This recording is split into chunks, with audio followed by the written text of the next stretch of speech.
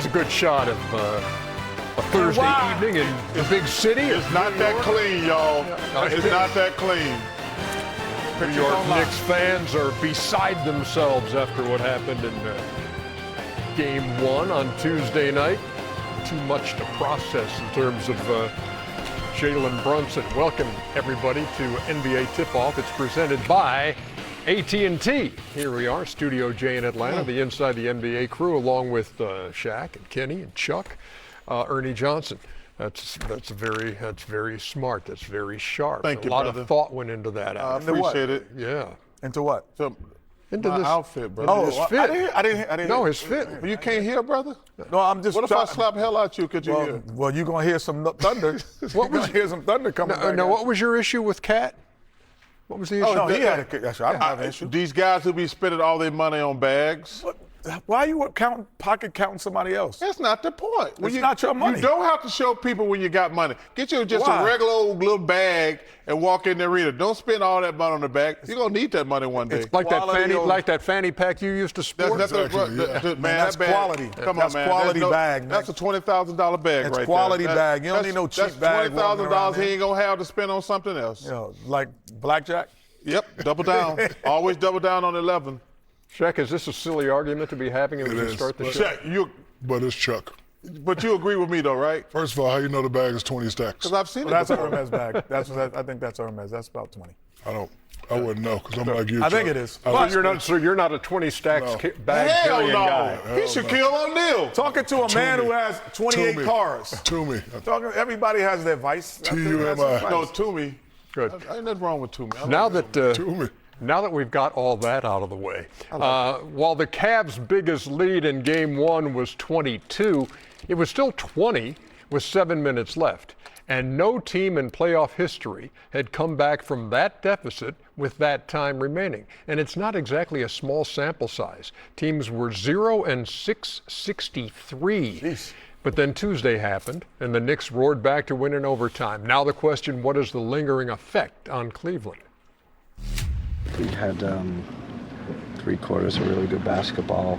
Some of the best basketball we've honestly played in the playoffs. Looking back on it, the fourth quarter, what I'm probably more disappointed about it was our offense. Shot quality wasn't great. And for 3 quarters, the ball's moving. We're passing it to the open guy. Swing. It was beautiful basketball. And then, I don't know. I mean, we gave them a game. I think 90% of the game we controlled it. The last 10%, they did a great job. You got to give them credit too for not giving up and making shots at the end. And that was the game. We got to come out ready to go. I think we did. It was the middle of second and third quarter where we let go of the rope. They were playing great basketball. Had us on our heels. I mean, we don't want to be in the position where we're down 22 again. But regardless of what the score was, being able to fight back, having that mindset, it definitely helps. Here it is. This is the place, what it's about. You live between misery and awesomeness, in the playoffs. And this is, of course, misery, but it's probably the 4th miserable game, 4 or 5 miserable games we've had in the playoffs. So it's like, okay, come on, get back on the horse. We go back at it. Cavs are 8-7 overall in this postseason, and this was the final 12:52 of that game, which went into overtime, so the last 7 and change in the 5-minute overtime period, and the dominance of Jalen Brunson over Cleveland as a team. And now we head to the Garden where Lisa Salters is going to be working the sidelines tonight. So, Lisa, 48 hours later, how are the Cavs mentally handling what happened in Game 1? Yeah, Ernie, well, that's been the question for the Cavaliers, like you said, for the last 48 hours. How do they mentally recover from a loss like this? And Kenny Atkinson's response has been, well, the same way we did all those other times that we had those bad losses in these same playoffs. Atkinson said they went through this when R.J. Barrett hit the 3 that almost bounced as high as the ceiling in Game 6 in Toronto. They were crushed when they failed to close out the last series at home. That was devastating too, he said, and our response has always been, hey, let's get back on the horse and just keep going. So the Cavaliers, at least outwardly, appear to be owning what happened. They also seem determined to move on. Donovan Mitchell said he really didn't have an answer as to why he didn't score in overtime. He and James Harden were a combined 1 for 10 from the floor with just 3 points in the last 12 minutes of game one. Donovan was asked if he was healthy, if perhaps there was an injury that maybe he was playing through, and he said, no, I feel great. Now, Donovan said that he wasn't going to overreact to what happened in game one, that it was a bad loss, but that it was just one loss. And his plan was just to watch the film and figure some things out for tonight's game two. Ernie? Lisa Salters, thank you very much. We appreciate it. Shaq, I got a question for you because we've heard like the Cavalier players afterwards saying, as Lisa points out, hey, it's one loss, it's a loss whether you lose by 40 or whether you lose by 1. Is that something you would truly believe or something you feel like you need to say? You need to say it, and if you want to win a championship, and if you think your team has the potential to win the championship, you have to embed that in your mind. My question is, can they bounce back from it mentally? You know, listen, it was a tough loss. They're in New York, 48 hours. I was actually in New York. I read the articles. The articles were killer.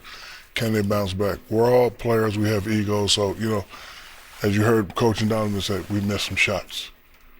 The offense, you know, forget the defense, you know, forget all that. We missed some shots. So if you stick to that excuse, if you believe that excuse, and if you come out and play like you think you're going to win a championship, you do have a chance. But again, can they bounce back emotionally? I'm looking to see if they know how to make in-game adjustments. You can't let a guy go at my guy 7, 8, 9, 10 games in a row. At some point, you got to call a timeout. At some point, one of your teammates got to grab me and say, hey, man, send them this way to the help. So can they make in-game adjustments? Will they be ready emotionally? And will they believe the excuses that they set up for themselves? Chuck, Kenny Atkinson, you heard him say that the offense was the thing that jumped out at him and how stagnant things got in that last 7.5 minutes. Well, first of all, let's get one. Kenny Atkinson had a bad 6 minutes, and the Cavs had a bad 6 minutes. First of all, if you got a 20-point lead, your offense and defense sucks. Let's get that out the way. That ain't just no offensive thing. I do think their offense got stagnant first and foremost, but they didn't play it. They can't let James Harden just get abused like that. First of all, if he's not going to play any better defense, because not only he messed up on one-on-one on Brunson, if you have to go back and look at the tape, he left those guys open for those wide open threes in the corner. So you factor in when Brunson was, they took him off Brunson, they put him on other guys, and he gave up 2 wide open threes. Right here, you know, come on, man, that's just a layup. I mean, this is just like, now at this point right here, you just can't let him just cook this dude. Now, this is just like, listen, the house is on fire. You just got to get your family out. Now watch this here. Hey, now too late now. The house is way on fire. There ain't really no help you can do with that 1-4 flat. Well, you got to take the ball out of his hands. Look at that. This is like Ernie, this is like 7 times in a row. And Mike Brown said, hey, it's no secret. We were attacking James Harden. Yeah. And the same question you asked Brunson the other night, Shaq. Yeah, man, listen, James Harden is not a great defender. However, Brunson is not a great defender either. So if I'm Cleveland, I'm also going at him. The last, you know, when he hit those 7 shots in a row on defense, he rested on defense, which allowed him to have great energy on offense. So if he's going to attack our guy's got to attack him also. How do you keep James Harden out of that situation again tonight, Kenny? Well, you know, James, first of all, James is 36 years old. Oh, so you know, he should be getting cooked by Brunson. By Brunson. You know, however, you know, he is still formidable on the offensive end. So if you're going to hide him, at times you're gonna have to go double. And who am I gonna leave? I'm gonna leave Bridges or I'm gonna leave Hart. And I'm gonna say you guys are gonna have to be stars in this series. And if that happens, congratulations. But if you allow this guy to play one-on-one basketball, he has been the clutch player in the NBA at one time. I think the best clutch player down the stretch. And he's been little Wemby in terms of down the stretch for these games. So you can't allow him to play that. Or you go zone. You're like, oh, we're just going to zone up because this guy's just beating us off the dribble and we don't have the personnel to do it. But the last thing I would do, I would not switch pick and rolls. Like, my guys got to fight through or go under to not have James Harden guard him in those things. But why are we switching every single pick and roll when all you have to do is fight through a screen by another guard? So he's not even fighting a screen on a big. He's fighting it from another guard. He could just get through that screen and play who wants to guard him, guard him. And But stop also, switching. if you look at those plays, it wasn't no screen coming. That was just cooking James' ass. Yeah, that so was one for number one, flat. James got to take more pride in his defense. But Coach Atkinson, he didn't make any adjustments. He had two timeouts that lead went from 22 to 10 before he called the first timeout. At that point, the house is on fire. It went from 22 to 5. And before he called a timeout. Yeah. And I'm like, dude, and we're screaming, Yeah. yo, man, timeout. Yeah, timeout. And then, because you know, when you get to the 2-minute mark, you lose those timeouts anyway. Yeah, you got two max in the last 2 or 3 so minutes you of got the game. you're like, why are you saving time? What are you saving for, a spring break? No, that's not need that. But also, you got to take James out the game. If you got Donovan out Don't there, switch. Just don't switch. No, but I'm saying if James gonna get cooked like that, Dennis Schroeder gonna compete more. Wade gonna compete more. Struth's gonna compete more. Those guys are good, hard-working defenders. You just cannot let that happen. Just put James on Josh Hart and you're fine. And don't switch. As we head to break, again, I guess revisiting the Karl Anthony Towns accessory. That's not a bad outfit, man. That's too much money to spend on a bag, is what I said. That's a bad outfit. No, that was a bad. That was a bad bag. I had too much confidence. How much did that bag cost, by the way? That was a Nike outfit. Say, hey, man, Darren Lewis, that ain't funny, Darren Lewis. The bag was a Nike bag too. The one was you a were Nike, toting. yeah. No, that wasn't a Nike bag. Oh, that was like a little clutch. Not little clutch. Yeah, little clutch. Hey, That was a purse. That wasn't did you just clutch. call it a clutch? Yeah. You need to stop. It's a purse. That go that man. Yeah, take a look back at the game 2 of that day down the stretch, and the series is tied at a game apiece after that 122 to 113 win. Man, we've talked about that OKC depth. They're gonna need it. Yep, 57 to 25 in bench points last night, and in the series, it is 107 to 41 in favor of OKC. Ernie, your son has been just flat out just Oh, balling. he has. Alex Caruso has been great. The other Jalen Williams. Yeah, Jay Will. They're so good. You got double Jalen Williams. Payson out there. Wallace. But I tell you what, McClain. Jared McCain.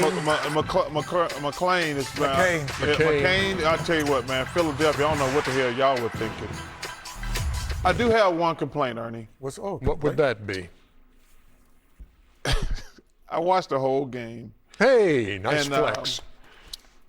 Well, I was going back and forth between that and the hockey game. Not gonna lie.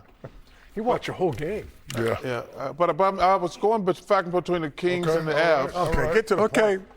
Rambling wreck. You Georgia people Tech. at home and on TV talking about they were physical with Wemby. Man, y'all need to stop it. I've been kissed harder. Was he physical, putting a body on him? See that, Modesto Galato? Could you stop it? That little stuff he was doing, Hartenstein. I love Hartenstein, but he just put a body on Wemby. It wasn't overly aggressive. He didn't hit. There was no excessive fouls. But for you people thinking that's physicality, y'all need to shut the hell up. Well, in this day and age. Well, Yes, you're right, Ernie. and This day and age. yeah, but I don't think Wemby's complaining. So he's No. not worried about it. I think Wemby's like, okay, you want to play like this? I can Play like what? No, whatever you want You to don't play want to like. be touched at all? Wemby's not complaining. That's the fans complaining. And the You're yelling announcers. at the well, you're And the yelling at them. announcers. Well, I will say this. The one thing that will change the direction of the Spurs, I've never seen this ever happen where a guy can be so dominant when he's got the basketball, but he still turns it over. And that's Castle. 20 turnovers in 2 games. That's crazy. Because usually you're turning the ball over because guys, you can't really handle them. But when he doesn't turn it over, he is dominant against these. But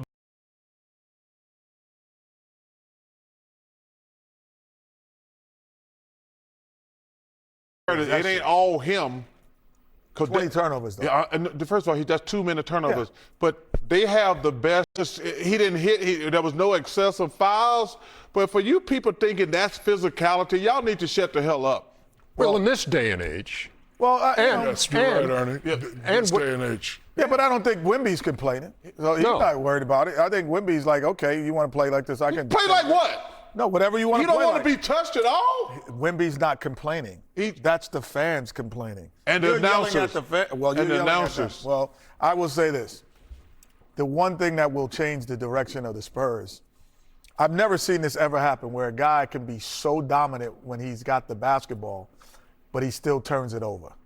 And that's Castle. 20 turnovers in 2 games. That's crazy. Because usually you're turning the ball over because guys, you can't really handle them. But when he doesn't turn it over, he is dominant against these guys. All you have to do is keep the basketball. But in fairness, it ain't all him. 20 turnovers, though. Yeah, and first of all, he does 2 minute turnovers. Yeah. But they have the best perimeter defense in the NBA. He can handle it. Because when he doesn't turn it over, they can't guard him. Yeah. So that means that just shoot it and not pass it. That's all I would be doing. I'd be getting to the rim. By the way, heading into Game 3 now, the injury situation. Dylan Harper, De'Aaron Fox, J-Dub, all listed as questionable but it's right better now. It's better for the Thunder. And what I mean by that is because they're used to playing without 100%. Yeah. They're used to playing without Jalen Williams. Without Fox and without Harper, that's a big deal. Put Wemby at the point. Put him at the 1. Video of James Harden. Stop it, man. Stop it, real deal, O'Neal. Come on, man. That guy had to get fired. We're coming back with more here in just a second on NBA Tip-Off presented by AT&T. Had to get fired. Okay. No, it's not. It's all right, Chuck. It's a tweet or an X or whatever you want to call it these days. The New York Knicks are looking to write a new chapter in their storied basketball history. Having advanced to a second straight Eastern Conference Finals, they have their sights on their first Finals appearance since 1999. In advance of this series, Malika Andrews sat down with Jalen Brunson and Karl Anthony Towns to discuss how the team has prepared for this moment. How often do you guys sit down for an interview together? Not too much. Yeah. Early January, late December. You all were 2-9. Tell me more about that. What was true that was hard during that time, and how did that shape what we're seeing now? I mean, we were 2-9, but pressure makes diamonds, and we came together, and we always talked about the unity of this team, and we talked about the character in this locker room, and we just, instead of falling apart, we leaned on that unity that you saw so special last year, and we found ourselves on the other side of that situation, and even growing stronger as a team. The New York Knicks had won 8 straight games. There was a point in the first round, you were trailing 2-1 to the Atlanta Hawks. What happened after Game 3 that you all turned it around? It was a lot of things said. Nothing was disrespectful, nothing was personal. It was kind of soul-searching time. Like, what do we want this to be? What was the answer? Who did the New York Knicks want to be? I mean, we want to win. And we saw how far we got last year. And there was nothing in our minds that said we weren't, going to get back there. So just trust experience, trust each other, most importantly, and things will work out. And like you said, we're here now. The Knicks will advance to the Eastern Conference Finals. They've won 7 consecutive playoff games. Karl, you've been sort of the hub in a lot of ways of the offense in a new way lately. What has that opened up for this Knicks team? I think it just, allows, our cap to not have so much pressure on him to bring the ball up and to have to make the plays all the time, I think we put so much on his shoulders to do for our team so we could have a chance to win. It's great that I could help him. We need him to save his energy, because we all know, especially last year, he got a whole award for what he does in the fourth quarter. Brunson, three-pointer, puts it in! Captain Clutch has come alive! It's really cool to see Cat, what he's been able to do. Obviously, he's had in his repertoire, and I think us having to go to that during the Atlanta series, we kind of saw something that we can continue to do more of. Whatever we asked of him, he does it. It's just the type of person he is. Did you hear that Jalen, he was asked about that and not having the ball in his hands as much? He said, I'm not a star. 1, I'm not a star. 2, I want to win. It's true, you're not a star, you're a captain. Okay. There you go. Semantics? He's annoying. He's annoying. Oh my gosh, all right. There's something special that happens after you guys win, and it's a dance party that's happening outside. Can you just describe the feeling in the city right now? The energy's crazy, the fans really believe, And that's something that we were able to provide them, you know, that belief, that hope. So, you know, we got to continue to do our part to give them something to cheer for. Would you ever go out there? I thought about it, then I saw J.R. Smith, and I don't know now. Maybe after a championship? That would be the only time I'd do it. Championship, But yeah. still, it might be even a little crazier then. You're facing the Cleveland Cavaliers. I mean, obviously they're a great team, well coached. They have a variety of ways they can beat you. They can beat you with the three. They have a lot of creators, but obviously Donovan and James do a lot of great things for their team. So I think for us, you just gotta kind of lock in and make things as difficult as possible for them. Knicks fans have been waiting to go back to the NBA Finals for an incredibly long time. What would it mean to this fan base, to you all, to be back there? Just because we stand in at the door don't mean we open in the door. You know, we got to do our part. And we've been hungry for this moment ever since last year when we lost. So we understand how it is to get to this point. But we're looking for a new experience, how it is to get past this point. Will you indulge me for 1 minute? And let's go to June. And there's a parade through New York City. Mm-hmm. Have you allowed yourself to even think about?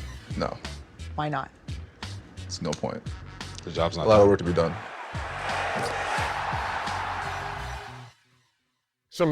Sometimes, Shaq, a guy has it, and not everybody has it, the ability to take over a game, and when you're down, like they were in game one, and it became his game. He definitely has the it factor. He's a great player. You know, when they do that 1-4 flat, not really much help you can do. And you know, like everybody knows, they were targeting James Harden, but he has the it factor, and he wants it. I like his answer. I respect his answer, but not thinking about it. But as a player, you do think about it, and sometimes it just fills you up with so much rage that you have to go out and get it. They know they let one. Well, I was going to say let one slip away. They know the first game was lucky. So now, if they want to get to that next level and get to that next series, they got to come out and they got to dominate these guys the next 3, 4, maybe 5 games. And he has the ability. Cat has the ability. And, you know, they played great in the last series. You know, game one, they was okay. But my question is, can they do it? Can they, you know, bring New York to the finals? And, you know, they say that they're not thinking about it, but as a player, you do think about it. You know, it's interesting because a lot of the talk was about the change in the New York offense and running things through Cat. And we saw as the game began last night, you saw Cat out top, holding the ball like a baseball, looking around, distributing. His assist numbers have been way up. But in that game, when it came down to are we going to win this game, it was Jalen Brunson Because time and time again. they don't have the same advantage they had in those other series. Cat got to score. Because I'm screaming at Kenny when we watching the game. They got James Harden guarding him earlier in the game. And he at the top of the key. He at the top of the key. I'm like, that is so damn stupid. Now, when Joel, who can't move, yes, get Joel away from the basket, he can get all those assists. But if they're going to play James Harden or a little guy on Cat, he got to take his big ass down in the post. But Mobley had good success the other night against Mobley Cat. and Allen, they're the key. And it's a different animal than what he's seen in the Atlanta series 100%. or the Philly series. But they were trying to hide James Harden on him a couple times. I think Allen and Mobley gonna have an advantage because of their mobility. They stopped going to them in the fourth quarter, the last few minutes. That's what bothered me more than anything about the game. Harden was 1 for 6. And what's name was 1 for 7. Mobley and Allen did not touch the ball those last few minutes. I'm always amazed, Ernie, that a guy, when you know that he's getting the ball down the stretch and he can deliver the way Brunson is doing. I'm more amazed at him because when you look at guys who've done it, LeBron, Kobe, Michael, they have a physical advantage. Brunson really does not have a physical advantage in the fourth quarter on the guy guarding him. He's not taller than him. What? Chuck, Shaq, we them that guy. No, but you guys were receiving passes. They're starting with the ball. Different. So he's starting with the ball. 10 eyes on him. You guys. Well, when they give me the ball and give Shaq the ball, there's 10 eyes on us too. No. Thank you, Chuck. Everything's on the other side. Thank you, Chuck, of the for sticking up for me. Different bringing it from baseline to baseline. I can dribble. Stop. The Knicks, by the way. You better Google me, man. Hey, listen, you that dude, but you ain't that dude. You that dude, but you ain't that dude. I love Dave Chappelle. Hey, the Knicks, by the way. 9-2 in this postseason. Those 2 losses by a total. I'd agree, Kenny. I don't know what you were talking about. Okay. Imagine all the street meat Chuck would be consuming if he joined the street party in NY. Just once a day, brother. Once a day? I'm going to eat street meat once a day. My God. Hey, all that other stuff ain't necessary. I just want chicken and rice, brother, with that white sauce. That's all you. Okay, so that's what it is. And you got chicken, white sauce, onions, and that yellow rice. We good. You don't want no glizzy? No, I don't want all that stuff. There's a glizzy right there. Come on, let me see that little white sauce. All I'm saying is, Chuck, with all of the great restaurants in New York City, You don't want no glizzy, Chuck? you go to a food truck once a day? Yeah, I do. I love it. And ain't nothing y'all can say to make me not want street meat. I'm not saying you want street meat, but there's a million great restaurants. I go to them at night. Place, Chuck. Okay. But during the day, I want street meat. All right, I got you. Told you, man. Where were we? In NBA history, there have been 10 buzzer beaters which won series. Okay? Most recent, 7 years ago, Kawhi, the friendly bounce. That was crazy. Knocks out Philadelphia. One of the first happened 40 years ago and is chronicled here by our buddy, Scoop D'Agostino. Were you there? Mr. and Mrs. North and South America and all the ships at sea, let's go to press. May 21st, 1986, the skyscraper takes down the Lakers. For the previous 4 seasons, the LA Lakers had represented the Western Conference in the NBA Finals. But they were down 3-1 to Ralph Sampson and Hakeem Olajuwon. The Twin Towers looking to overpower Los Angeles. The Dream got in a nightmare situation, tossed from the game after catching some flack from Mitch Kupchak with 5 to play. Kupchak and Hakeem go at it, and Lucas wrestles him down, and both benches empty. Teams were tied in the closing seconds. A shot from Byron Scott rimmed off, leaving 1 second left for the Rockets. McRae will inbound. And all in one motion, Sampson caused a commotion. Sampson. It goes! It's over! A miraculous shot by Ralph Sampson. And an improbable finish to the Lakers' reign. Sampson's contorting had all the newsies reporting. The big fella had the Rockets lifting off into the NBA Finals. As always, we're giving you the scoops on hoops right here on Great Moments in Playoff History. You ain't gonna Thanks so put your much, hands up, Scoop. Kareem? Yes. Yeah, It still hurts. Still hurts. C-Rock, what up, brother? You know Michael Hatcher? I don't think so. Well, I know everybody else who. Well, I said if I know a name, I'm going to say it. There is Donovan Mitchell, who had 29 the other night, but only 3 in fourth quarter and overtime. How will the Cavs respond after that debacle of Game 1? And once again, they feed it down low, and Shaq serves up a facial on Olowokandi. You let Shaquille O'Neal catch the ball inside the painted area. He's virtually unstoppable. Well, kindly go get that. The Candyman. Candyman. You didn't like Candyman since when he was a Clipper. I don't like nobody. You know that. Yeah. You don't like big men. Yeah, true. True. You know what I'm excited about? What's that? We got a brand new Shaqtin a Fool. Oh, And that was a foul. You didn't even call a foul, Steve Javi. That was an offensive foul. Oh, it wasn't. He's Stop flopping. What? He's Shaq the Fool. Say what? He's Shaq the Fool. What? He doesn't like nobody. Especially Chuck. Number 4, Jalen Duren. No. He will have plenty of time to think about this pass in Cancun. Oh, come on. Great pass, too. That's a great pass. Damn. Don't talk about shooting, catch it. Yeah. Well, if you have a 3 or a dunk, you always take the dunk. Number 3, DeAndre Ayton. Hey. Dominating. What is this, the big man version of Dominating Shaq? was dominating in the playoffs. Oh. Come on, man. Come on, man. Damn, Dylan Brooks. You're going to be broke one day with all that ice on. Dominating. Yeah. Come on, man. Y'all guys stop spending all y'all money on jewelry, young guys. Number 2, Andre Drummond. Oh, this is a Big man edition. It's a big man edition. And guess what? I'm revoking his big man card. Watch this, Chuck. Yeah, this is several attempts. Come on, man. 2. That's not his fault. Why? 3. He can't, you know. Why? I'm going to leave it alone. 6.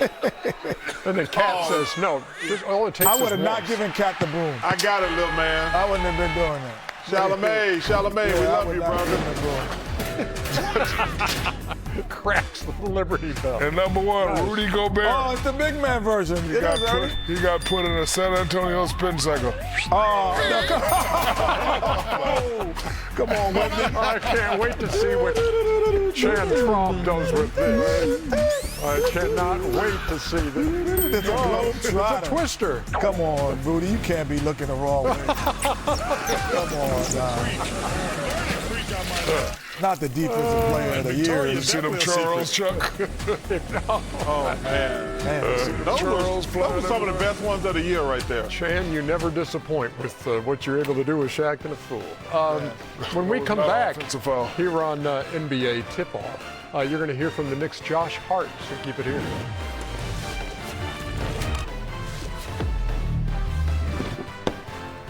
Hey, look who's at the game tonight. Come on. Are you believing that? Who's not at the game? Let it go, Rick. Let it go, Rick. Spike is on fire right now. Yep. He is super happy. Yeah. Better be thank you for having your son come to New York City. Changed us. Hey, by the way, Vanessa Richardson had a chance to speak with the Knicks' Josh Hart. Thanks, Ernie. Josh, there are many different ways to win in the NBA. You guys were down by 22. You clawed your way back. What does a win like that say about the resiliency of this Knicks team? I think it just shows the character in the locker room. Obviously, start from the top, with Dole and Leon, and then trickles down to Mike and, the rest of the guys, JB, Cat. It's just that toughness and that ability to face adversity head on. The defensive pressure you guys had yielded a lot of turnovers. You were a big part of that. What do you like about the defensive identity of this Knicks team?